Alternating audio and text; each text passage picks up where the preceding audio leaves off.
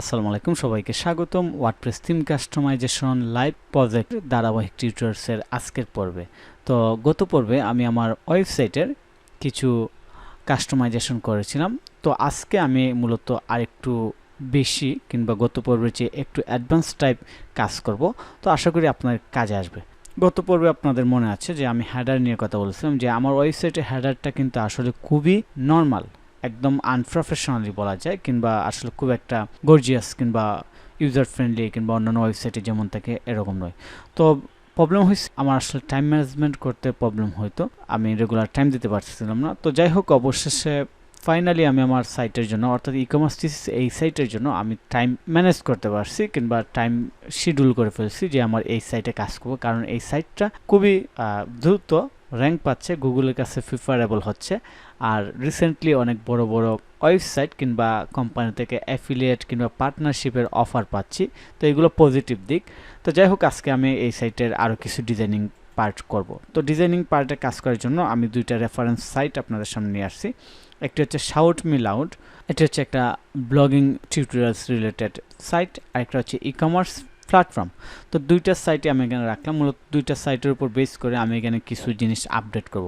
তো প্রথমে আমি যে কাজটি করব সেটা হচ্ছে হেডারের অংশটাকে চেঞ্জিং করে ফেলবো।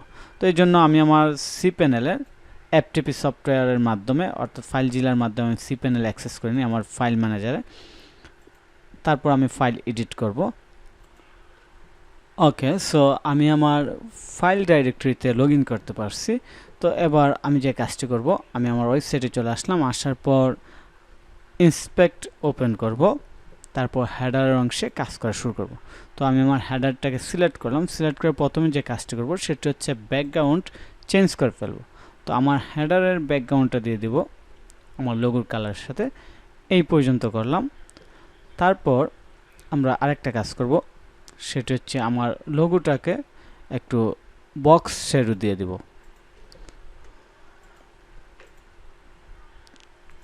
আমি আমার লোগোটাকে হালকা বক্স শ্যাডো দিয়ে দিই।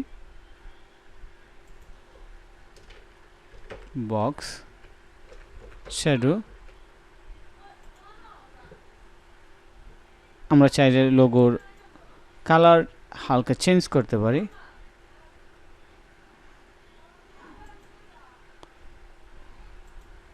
সো আমরা এরকম রাখলাম। তারপর আমরা আমাদের মেনুর কালারটা চেঞ্জ করে দেবো। আমরা দিয়ে দেব হোয়াইট। ওকে, তারপর অ্যাক্টিভ মেনুর কালারটা চেঞ্জ করে দেব।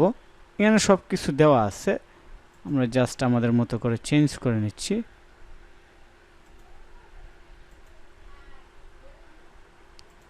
হোয়াইট দিয়ে দিলাম। ওকে, আর একটা কাজ আমরা করতে পারি, আপনারা যদি খুব ডিপলি চেক করেন তাহলে দেখতে পারেন আমার অ্যাক্টিভ মেনুতে একটা বর্ডার আছে ওই দিক দিয়ে, চারদিক দিয়ে। সো আমরা চাই এই বর্ডারটা রিমুভ করার জন্য।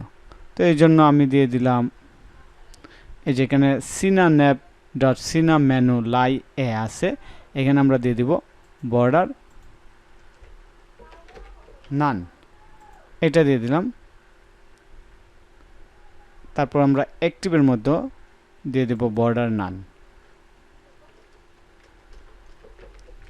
বর্ডার নান। সো এবার কিন্তু আমাদের বর্ডার চলে গেল। সো আমরা এখানে আরেকটা কাজ করতে পারি, হোভার এবং অ্যাক্টিভে একটা ইফেক্ট নিয়ে আসতে পারি। এই জন্য আমি ক্লিক করলাম হোভার অপশনে, তারপর হোভারটাকে সিলেক্ট করলাম। সিলেক্ট করার পর এবার আমরা দিয়ে দিব ব্যাকগ্রাউন্ড। আমরা ব্যাকগ্রাউন্ডটা চেঞ্জ করে নিই, আমরা একটা ডিফারেন্ট ব্যাকগ্রাউন্ড নিতে পারি। আমরা এটাকে নিলাম ব্যাকগ্রাউন্ড হিসাবে, কিংবা এরকম রাখলাম, এবং আমরা প্যাডিংটা সরিয়ে নিতে পারি, অর্থাৎ সিনানেবের যে প্যাডিং আছে এটার প্যাডিং আমরা সরিয়ে নিই। প্যাডিং সরিয়ে নিলাম। তারপর এখান থেকে আমরা স্পেসটা কমিয়ে নেব। মেনুর লাইয়ের মধ্যে যে স্পেস আছে এটাকে আমরা কমিয়ে নেব, মার্জিন 0। এইবার কিন্তু এটা ঠিক আছে। তো আমরা আরেকটা কাজ করতে পারি, আমাদের লোগোর জন্য আমাদের লোগোটাকে একটা সাইজে নিয়ে আসি।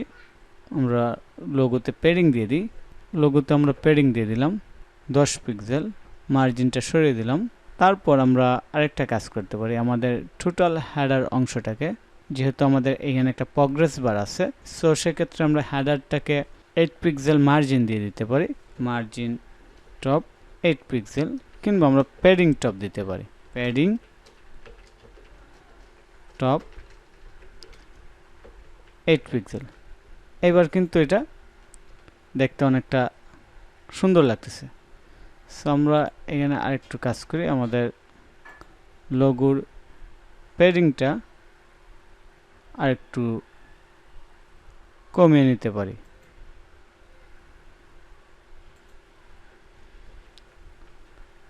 আমরা লোগোর প্যাডিং আমরা একদম সরিয়ে দিলাম। আর আরেকটা কাজ হয়েছে যে ওপরে যে প্রগ্রেস বার আছে, প্রগ্রেস বারের কালারটাও আমরা চেঞ্জ করে দিই।